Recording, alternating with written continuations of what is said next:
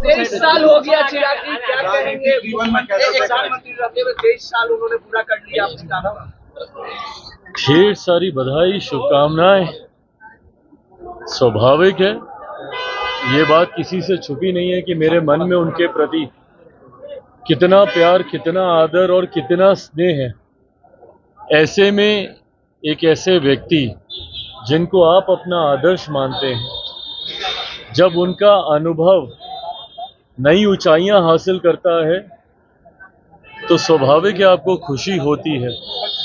मैंने मेरे नेता, मेरे पिता आदरणीय रामविलास पासवान जी के बाद किसी को राजनीतिक क्षेत्र में अपने आदर्श माना, जिनके कार्यों से मैंने सीख ली, जिनकी कार्य शैली को मैंने अपनाने का प्रयास किया, वो मेरे प्रधानमंत्री नरेंद्र मोदी जी ही हैं। और आज जब उनका अनुभव एक नए मुकाम तक पहुंचा है, मैं, मेरी पूरी पार्टी लोक जनशक्ति पार्टी रामविलास, जहां एक तरफ उनको ढेर सारी बधाई, शुभकामनाएं देते हैं, तो वहीं आने वाले लंबे समय तक उनके इस आशीर्वाद का लाभ हम सबको ऐसे ही प्राप्त होता रहे, ये कामना भी करता हूं। जम्मू कश्मीर और हरियाणा में कल रिजल्ट आने वाले हैं, किस तरीके से परिणाम देख रहे हैं? देखिए, जिस तरीके से एनडीए ने, भारतीय जनता पार्टी ने मेहनत की है, जिस तरीके से हरियाणा का अगर मैं जिक्र करूं, 10 साल का भारतीय जनता पार्टी का कार्यकाल रहा है। मैं मानता हूं, सर्वे कुछ और कहते हैं, एग्जिट पोल्स कुछ और कहते हैं, बट मैं मानता हूं कि कल जब परिणाम आएंगे तो इन दोनों राज्यों में पुनः भारतीय जनता पार्टी के नेतृत्व में सरकार बनेगी, ऐसा मेरा विश्वास है। और हाँ, एग्जिट पोल्स कुछ और कह रहे हैं, सर्वे रिपोर्ट्स जरूर कुछ और कह रही हैं, बट मैंने हमेशा इस बात को भी माना है कि एग्जिट पोल और सर्वे से हटकर हमेशा अपनी मेहनत पर विश्वास होना चाहिए। मैंने जब जब बिहार में चुनाव लड़े हैं, कई बार एग्जिट पोल्स में कभी भी हम लोगों को उतनी सीटें नहीं दिखाई गई जितनी सीटें हम लोग को हर बार मिली। 14 में 7 में से 6 मिली, 6 में से 6 19 में मिली, 5 में से 5 24 में मिली। पर कई बार कई एग्जिट पोल ने ये अनुमान नहीं लगाया था, उसके बावजूद भी हम लोग का ये परिणाम रहा। तो ऐसे में मैं मानता हूं कि कल जब परिणाम आएंगे तो वो जरूर एनडीए के पक्ष में ही होंगे। झारखंड विधानसभा में आप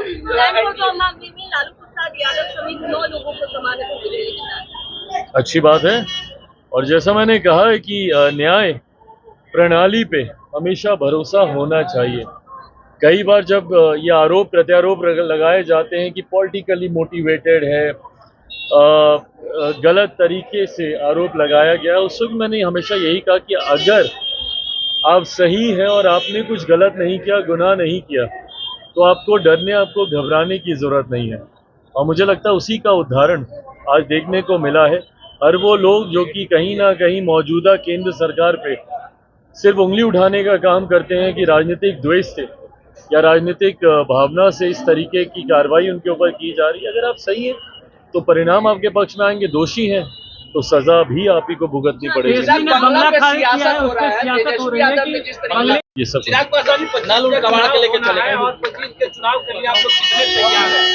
पूरी तरीके से तैयार है।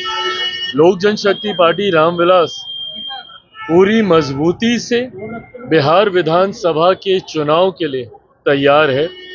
आगामी 28 नवंबर को पटना के गांधी मैदान में लोक जनशक्ति पार्टी रामविलास एक बड़ी रैली भी आयोजित करने जा रही है। बिहार फर्स्ट, बिहारी फर्स्ट की सोच के साथ पार्टी ने आज से लगभग 4 साल पहले शुरुआत की थी। उस मिशन को अंजाम तक लेकर जाने के लिए 25 का विधानसभा का चुनाव एक महत्वपूर्ण पड़ाव है, और उस पड़ाव को सफलतापूर्वक पार करना हम लोग का लक्ष्य है, उद्देश्य है। बीते हुए कल में मेरी केंद्रीय गृह मंत्री आदरणीय अमित शाह जी से मुलाकात हुई, जिसमें इस विषय पर भी हम लोगों ने चर्चा की। बहुत सकारात्मक मोड़ पर हम लोगों की चर्चाएं हैं और मैं मानता हूं कि बहुत खूबसूरत तरीके से आने वाले विधानसभा चुनाव में एनडीए में सीट बंटवारा, सीट चयन, ये तमाम चीजें हो जाएंगी।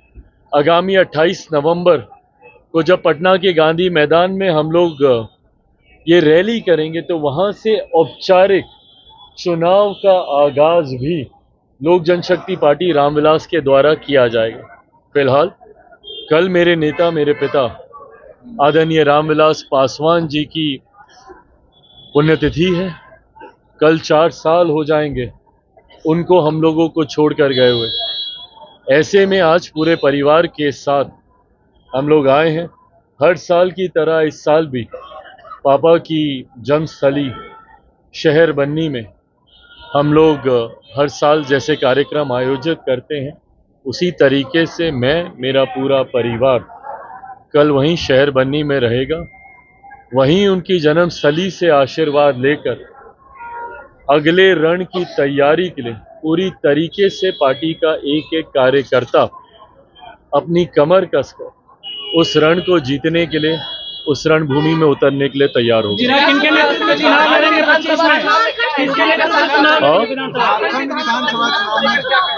झारखंड विधानसभा के चुनाव को लेकर गठबंधन के साथी, खास तौर पे भारतीय जनता पार्टी जो कि प्रमुख एनडीए का घटक दल है, उनसे बातचीत चल रही है। कल जैसा मैंने कहा, मेरी केंद्रीय गृह मंत्री आदरणीय अमित शाह जी से भी मुलाकात हुई है। झारखंड के प्रभारी आदरणीय हेमंता जी से भी, हमारी पार्टी के जमुई से सांसद और झारखंड के प्रभारी अरुण भारती जी की निरंतरता में चर्चाएं चल रही हैं। बहुत ज़्यादा सीटों की मांग हमारे दल की नहीं है। हमेशा से हम लोग का लक्ष्य रहा है कि कैसे एनडीए को हम लोग गठबंधन में रहकर मजबूती देने का हम लोग कार्य करें। उदाहरण के तौर पर जम्मू कश्मीर में हम लोगों ने चुनाव नहीं लड़ा, हरियाणा में भी हम लोगों ने चुनाव नहीं लड़ा, पर झारखंड एक ऐसा राज्य है, जब मेरा जन्म हुआ था तब बिहार और झारखंड एक ही राज्य थे। ऐसे में पार्टी ने भी इस दौरान काफ़ी मेहनत की है। 19 का चुनाव जब मेरे नेता, मेरे पिता आदरणीय रामविलास पासवान जी जीवित थे, किसी कारणवश उस वक्त गठबंधन नहीं बन पाया था, हम लोगों ने अकेले चुनाव लड़ा था। 14 में ज़रूर भाजपा के साथ एक सीट, शिकारी पारा की एक सीट थी, उस पर हम लोगों ने चुनाव लड़ा था। ऐसे में चाहते हैं कि 2014 में जैसी परिस्थितियां थी उसी तरीके से गठबंधन के तहत अगर कोई संभावना बनती है, जो उम्मीद है मुझे बनेगी, सकारात्मक चर्चाएं चल रही हैं, ऐसा होता है तो हम लोग गठबंधन के तहत ही चुनाव लड़ेंगे। बहरहाल परिस्थिति स्पष्ट होने में कुछ समय और लगेगा। मुझे लगता है नोटिफिकेशन जब तक आता है, अधिसूचना, जो कि मैं मानता हूं 2-1 दिन में आनी चाहिए, अधिसूचना आते आते तक मैं मानता हूं कि स्थिति स्पष्ट हो जाएगी। एनडीए के उम्मीदवार को हरा देंगे। अच्छी बात है, वो अगर चुनावी रण क्षेत्र में उतर रहे हैं तो किसी ना किसी लक्ष्य के साथ ही उतर रहे होंगे, या तो महागठबंधन को हराने के लिए या एनडीए को हराने के लिए। अगर वो अपने लक्ष्य को स्पष्ट कर रहे हैं तो ये अच्छी बात है। अंतोगत्वा फैसला तो जनता ने ही करना है। 25 के नेतृत्व में चुनाव को मांगा गया है। नीतीश कुमार को भारत रत्न देने की मांग हो रही है। अच्छी बात है, होनी भी चाहिए और उनको बिल्कुल मिलना भी चाहिए। देखिए, मुख्यमंत्री नीतीश कुमार जी का जो राजनीतिक अनुभव है उसकी तुलना बहुत कम राजनीतिज्ञों से की जा सकती है। आप उनकी राजनीति से सहमत, असहमत जरूर हो सकते हैं, पर इस बात को झुटलाया नहीं जा सकता जिस पृष्ठभूमि से वो आते हैं और जिस संघर्ष के साथ वो राजनीति में एक ऐसे मुकाम तक पहुंचे जहां पर लंबे समय तक एक धुरी वो भारत की राजनीति की वो बने रहे।